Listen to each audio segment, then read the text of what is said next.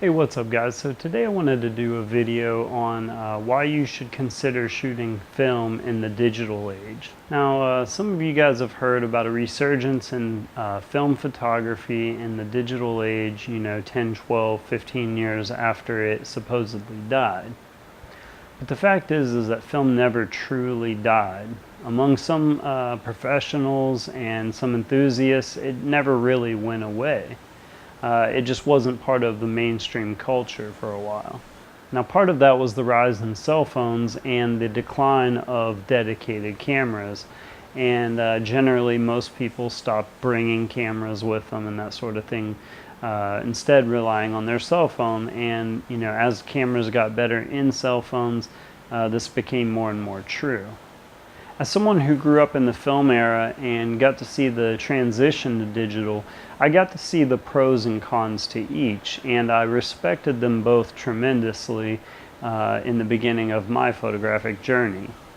Now in high school I took a couple photography classes and got to do some darkroom stuff and things like that, and then around 2003 I got a Christmas gift from my dad of an entry-level film camera by Nikon, and it wasn't too long after that I really got into it and I started doing, I already knew then that I wanted to do scans of my negatives. So, at the time, every roll I was getting scans done.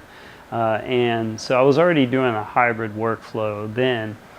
So it wasn't too much longer after that that I started picking up vintage film cameras, mostly Olympus OM series cameras, and I was shooting those as well. I like the lenses of those a lot and everything, and so I had both Olympus and Nikon gear at the time, but I kept shooting film for at least a year or two, and at some point digital was dropping in price a little bit. It was still a lot of money to pick up a digital body. But I knew I could use my Nikon lenses if I bought a Nikon DSLR. So, I really was shooting a good bit of film, spending a lot of money on the processing and development and all that, scanning. And so, I ended up doing the calculation and realized for, 25 rolls of film, I could basically, get a digital camera. So it was a long-term investment. And actually today, for someone starting out, you'll find yourself in a similar situation.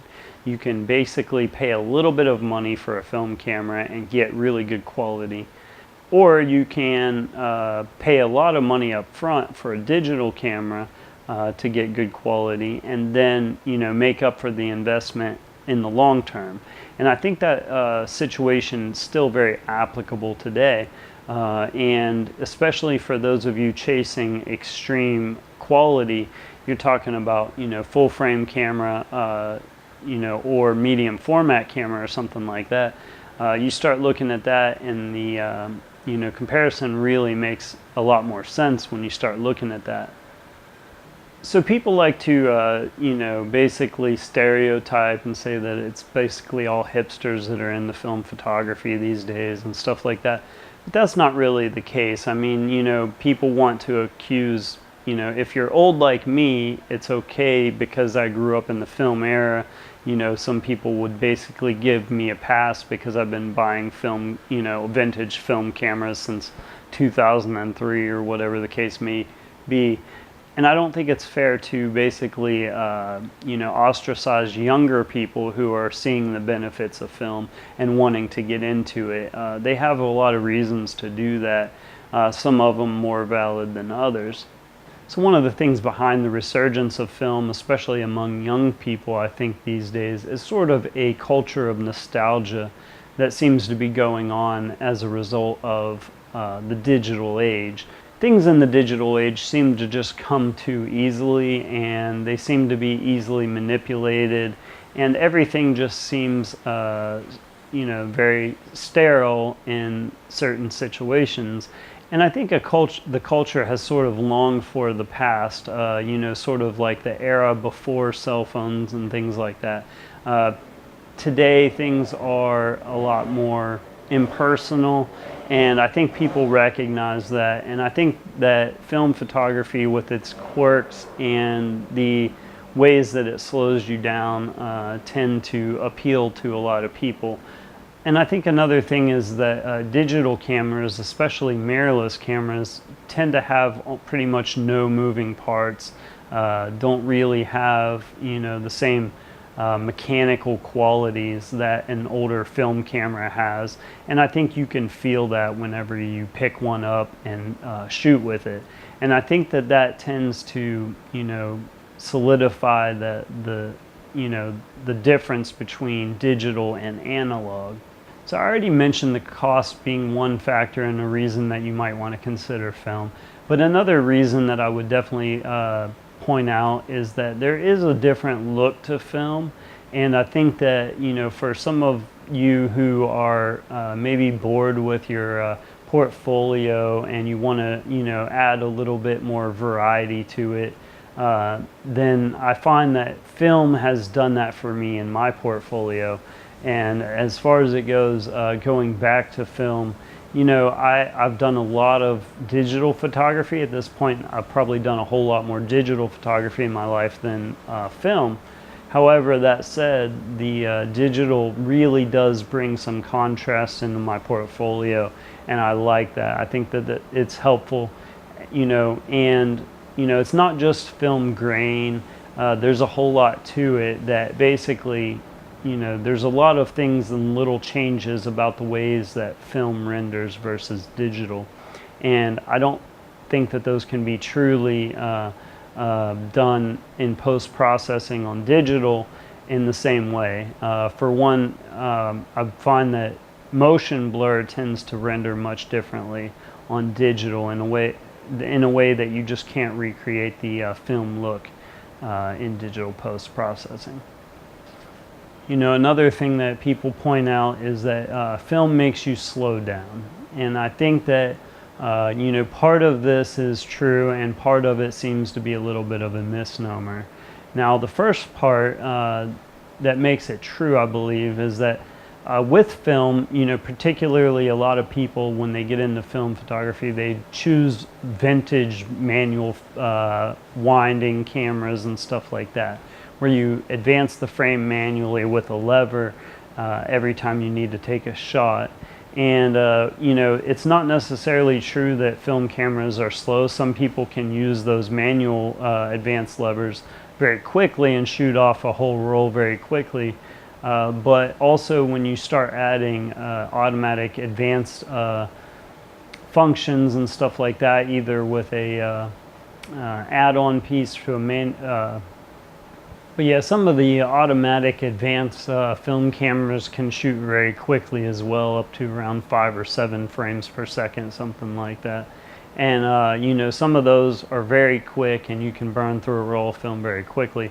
So that's not necessarily the part that makes you slow down. However, if you are using a manual film advance and that sort of thing, it can be more relaxing to just go slow. It doesn't burn a hole in your pocketbook as quickly if you do that, and it helps you concentrate on better composition before you take the shot, rather than digital, which has an addictive quality to just shooting a lot more quickly and then choosing the best shots afterwards. I'm not saying that you cannot do that with digital. It's just that most people don't have the self-control to do it, and it really makes a difference. Another thing that changes the speed of shooting and that sort of thing is you do have to change rolls pretty quickly in between shots. You get maybe 36 exposures on a roll, and then also the fact that you have to choose a film speed based on the conditions that you're planning on shooting in. So if you want to buy a fast film or a slow film, that sort of thing, it'll change the conditions you're able to shoot in. So you have to pre-plan a little bit, and you have to think about what you're going to do. Unlike with digital, where you can change the ISO sensitivity from shot to shot, you just can't do that on film. You have to shoot the whole roll at the same speed so you can develop the whole roll. And so I think that those make a big difference in the type of shooting that you end up doing, the amount of time and effort it takes to plan your shoot, will affect the way that you actually shoot in the moment. So another thing that does make it interesting is that a lot of people buy a manual camera where you might get a light meter, but you're not going to get any kind of automatic shooting modes. You're going to have to make up your own mind on exposure and things like that. Often it's a fully manual camera where you have to choose your shutter speed, your aperture, everything yourself. And so it does make you think more thoughtfully there as well. So I think that that can be helpful to some people. I grew up shooting that way, and so I'm a biased person when it comes to that. I don't do a lot of automatic focus and automatic exposure modes and stuff like that unless the necessity really forces me to.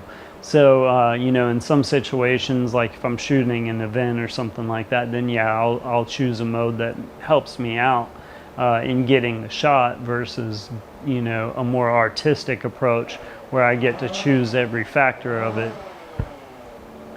So anyway, guys, I hope that this does help you a little bit in making your own mind up on whether or not you might want to consider shooting film photography these days. I would say that if you've never done it before, buy yourself a $5 camera, somewhere, and shoot your film. Don't take your negatives to, somewhere like your Walmart or anything like that. They will generally destroy your negatives these days instead of sending them back to you. So choose a professional lab online, something like that. Send it out, and you'll get professional scans and your negatives back. So basically, go ahead and give it a shot. I mean, you're basically going to buy a camera, for under $10 and shoot, get professional scans and everything back for around $20. So you're talking a $20, $30 investment just to see the quality and everything. And, the quality will rival something, far outside of your price range, So basically give it a shot, see how you like it, and you might find that it helps you as well. All right, guys, have fun.